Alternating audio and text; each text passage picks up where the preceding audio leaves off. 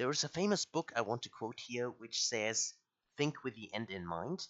And this is actually one of the reports you are able to create after finishing this course. Okay, here you can see I get some cool visualizations. I have my total sales, a total profit, I have a margin, which are simply marks. I have here in this case a waterfall chart. I have the average selling price per country, which I calculated.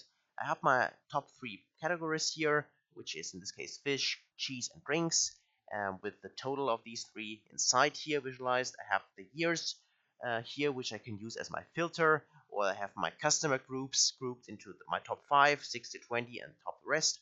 I have a margin funnel, and I have my cumulative sales. And each visualization in this board is completely filterable. So you can click on, for instance, if I want to see results for cheese, I click on cheese, and you can see that everything in my dashboard updates the way I want it.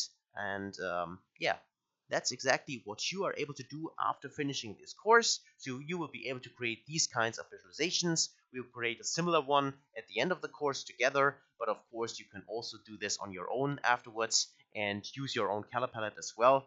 This is just an example, and you can download this example also from the resource folder in this course. So that's it, what you're going to do. So hopefully you're excited, and let's dive into it. See you in the next lecture.